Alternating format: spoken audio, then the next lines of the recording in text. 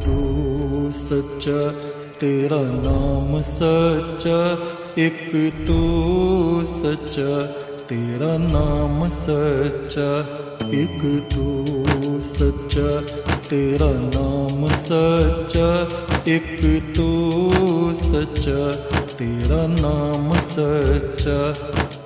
कोई नहीं तेरे जैसा तेरे सिवा, एक तू सच्चा, तेरा नाम सच्चा। सब जगह तेरी रोशनी का दरिया, एक तू सच्चा, तेरा नाम सच्चा। सब बीमार तू बीमारों की दवा, एक तू सच्चा, तेरा नाम सच्चा। बेहतर है बहस से जिक्र तेरा, एक तू सच्चा, तेरा नाम सच्चा। ये मेरा जिस्म है महल तेरा, जहाँ रात दिन चमके नूर तेरा। इस नूर का तवाफ करे सातों आसमां, हर फरिश्ता नूर में करे सजदा। एक तो सच्चा, तेरा नाम सच्चा, एक तो सच्चा, तेरा नाम सच्चा। पहले जमाने में लोग ऐसे करते थे, और ये बहुत पुराने जमाने की बात भी नहीं। उनकी मृत्यु अभी 10-5 साल में ही हुई है। उनकी ये बात, उन्होंने जब परलोक का हाल देखा, वहां कैसे लोग हाय हाय कर रहे हैं, पाप आत्माएं और पुण्य आत्माओं का क्या मान सम्मान किया जा रहा है, ये उन्होंने देखा। तो दोबारा जब वो पृथ्वी पर जीवित हुए, उनका जीवन बदल गया। उन्होंने मांस खाना, पंछियों को मारना, मदिरा पान करना, लड़ाई झगड़े करना बिल्कुल छोड़ दिया। बहुत पहले वो हमारे पास आए और अपनी घटना उन्होंने बताई। कहा, गुरु महाराज, बस अब आप कृपा करके परमात्मा का मंत्र जपने को मुझे दे दीजिए, जिससे मेरा उद्धार हो जाए, मेरा बाकी जीवन पापों में ना कटे। और वो व्यक्ति रात्रि में 1:30 बजे उठ जाते प्रतिदिन। हमारे यहां ये नियम है, उन नियमों का कोई आचरण ना करे तो दूसरी बात है। नियम है रात्रि में 1:30 बजे उठ के स्नान करना, 2 बजे जो कि अमृत काल कहा जाता है, उस समय परम ब्रह्म की आराधना करना, फिर 3 बजे, 4 बजे, 5 बजे सुबह तक, और फिर हर घंटे पर परम ब्रह्म की आराधना हमारे यहाँ, हमारे आश्रम में निरंतर चलती रहती है।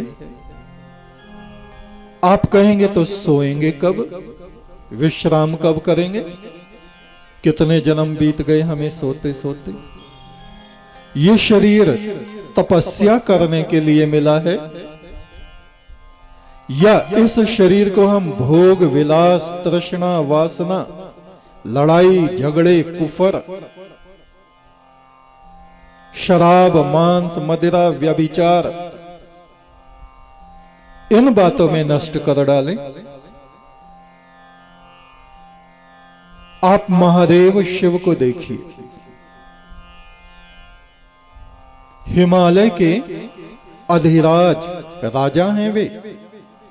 कोई भिक्षा मांगने वाले भिखारी नहीं कि बैल का रस्सा पकड़े और घर घर भीख मांग रहे हो, ऐसे नहीं है। महाराजा, हिमालय के महाराजा, और राजा होते हुए भी धर्म सत्ता भी उनके पास है और राज सत्ता भी उनके पास थी। और वे उस परम ब्रह्म के ध्यान में लगे रहते। कैलाश जो धनपति कुबेर का साम्राज्य था, कुबेर ने मित्रता में वो कैलाश का साम्राज्य महादेव शिव को अर्पित कर दिया। बद्रीनाथ जिसको हम कहते हैं, गंधमादन उसको कहा जाता था। गंधमादन का राज्य भी उस कुबेर ने शिव की मित्रता में शिव को अर्पित कर दिया। मुरादाबाद जिले में संभवालय, वो भी महादेव को उसने समर्पित किया। काशी विश्वनाथ, ये भी यक्षों की राजधानी थी और कुबेर यक्ष थे, यक्षपति थे। उन्होंने वो भी शिव को अर्पित कर दी। और शिव परम धर्मात्मा, परम त्यागी, राजा होते हुए भी, अधिराज होते हुए भी राज्य का संचालन कर रहे हैं, प्रजा को उसके सुख दुख का ध्यान रख रहे हैं, किंतु निर्लिप्त, परम तपस्वी, परम ब्रह्म के ध्यान में लगे हुए। चिता की भस्म शरीर में लगाए हुए। क्यों? एक दिन ये शरीर भस्म हो जाएगा। प्रतिदिन याद रहे, प्रतिदिन याद रहे, प्रतिदिन वो मस्तक पर चिता की भस्म लगा रहे हैं। बैराग, दो आंखों से संसार देखता है, दोनों बंद कर ली उन्होंने, और तीसरी से आत्म ज्योति, ब्रह्म ज्योति को देख रहे हैं शिव। सदा दूसरों के कल्याण में लगे हैं, मौन हैं, बहुत कम बोलते हैं, कभी कभी बोलते हैं, मौन रहते हैं।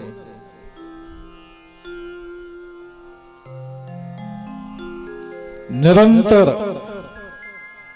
जप माला पर उस परम ब्रह्म के मंत्र को जप रहे हैं।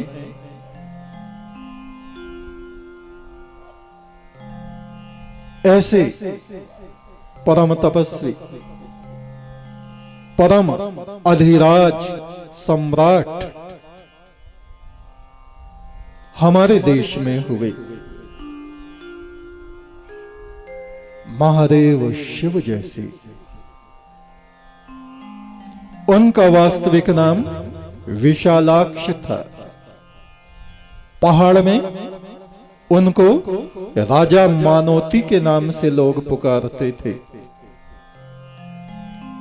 उत्तराखंड में चौखंबा की पहाड़ियों में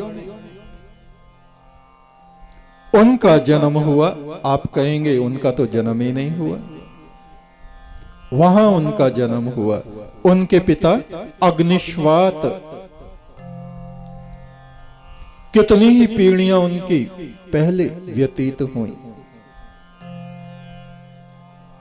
रुद्र वो किस लिए कहलाए? हमारे यहां वैदिक ऋषियों में 48 वर्ष तक, 36 वर्ष तक जो अखंड ब्रह्मचर्य का पालन करता है उसको रुद्र कहा जाता है। 24 वर्षों तक जो अखंड ब्रह्मचर्य का पालन करता है उसको वसु, 36 साल वाले को रुद्र और 48 साल वाले को आदित्य ब्रह्मचारी। आदित्य पुरुष सूर्य की तरह चमकता हुआ कहा जाता है।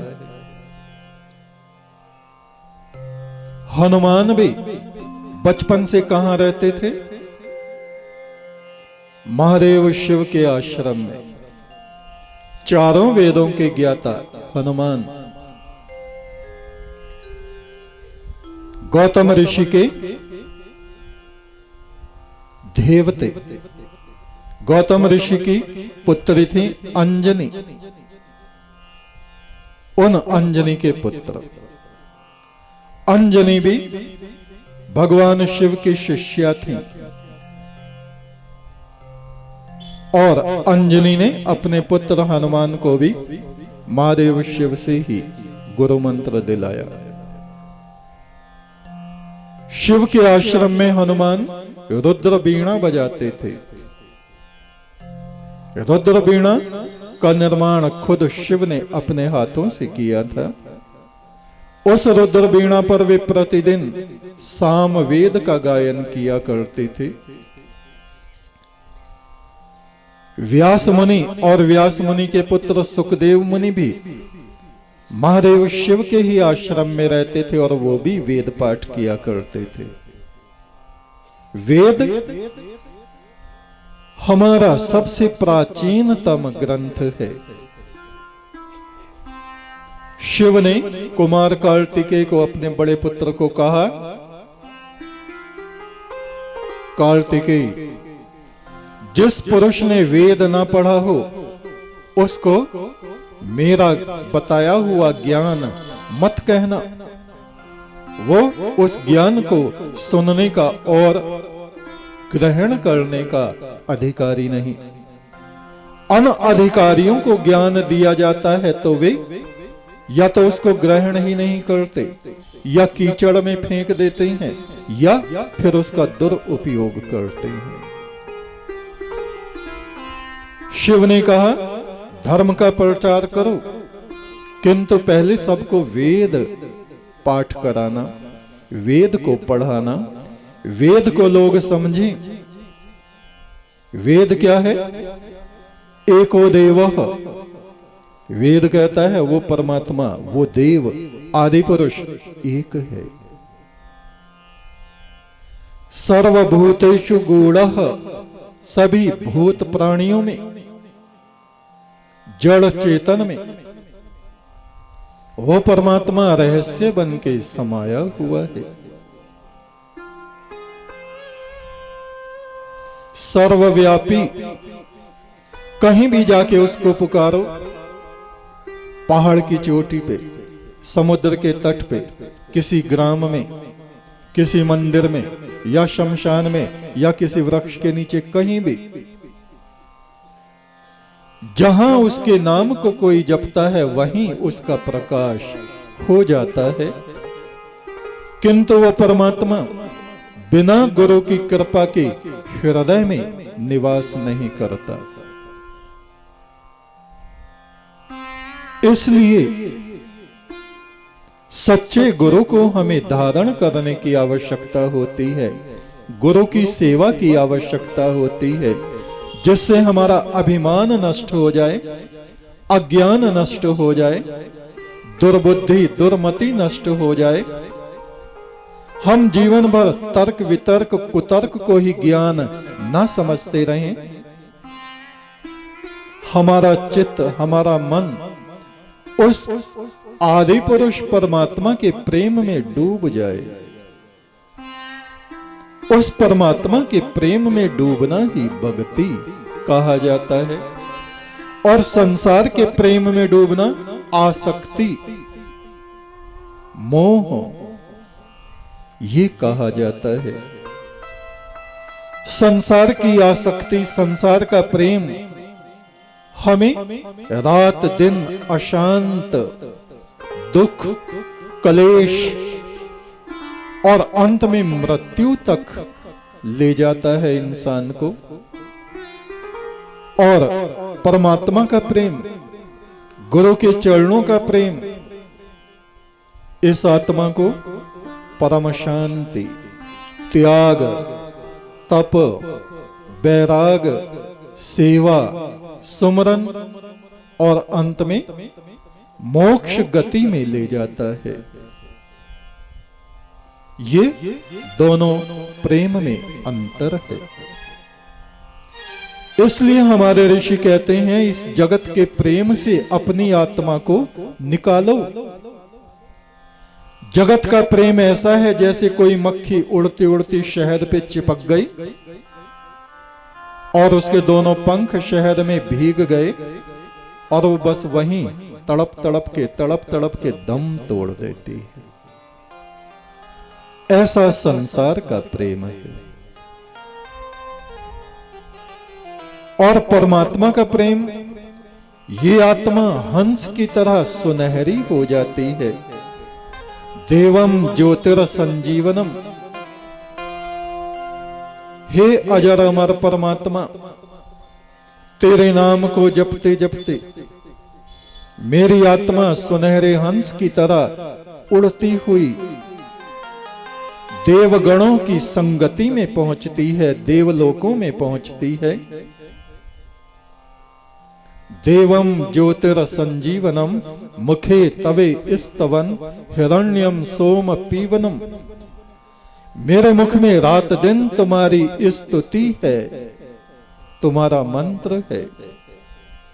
देवगणों के संग तुम्हारी आराधना करते करते मेरी आत्मा सुनहरी हो गई है। महादेव शिव के बारे में हम बता रहे थे। सतयुग में, त्रेता युग में और द्वापर में पांडवों के समय तक उन्होंने इस पृथ्वी पर धर्म का प्रकाश फैलाया। और पांडवों के समय में ही उन्होंने अपने शरीर का, भौतिक शरीर का त्याग किया। कहां पर? केदारनाथ में। केदारनाथ जो मंदिर है उत्तराखंड में, वह महादेव शिव का समाधि स्थल है।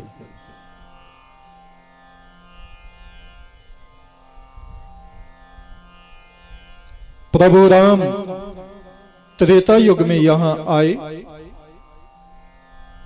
उन्होंने मर्यादाओं की स्थापना की, अनेक दुख सहन किए, रावण से युद्ध हुआ और उन्होंने अपना शरीर कहां त्यागा? अयोध्या से फैजाबाद की तरफ सरयू के किनारे किनारे जाइए, वहां पर है एक जगह गुफ्तार घाट, गो प्रतार घाट।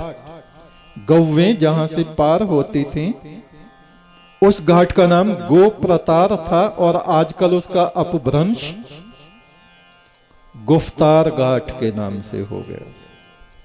वहां पर सरयू में उन्होंने जल समाधि को ग्रहण किया प्रभु राम ने।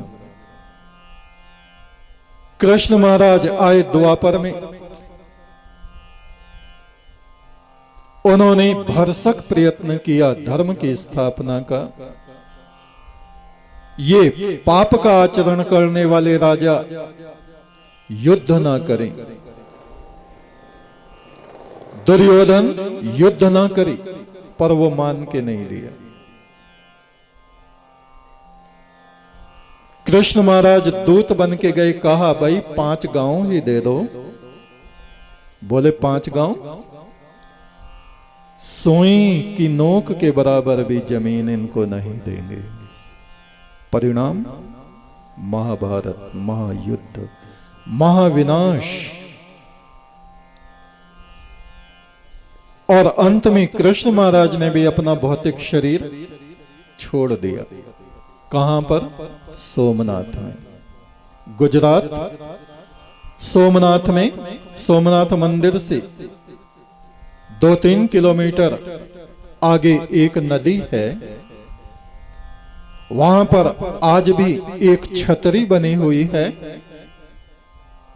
जहां पर कृष्ण महाराज के भौतिक शरीर को चिता अग्नि दी गई थी। आप सोमनाथ जाएं तो वहां अवश्य होके आएं।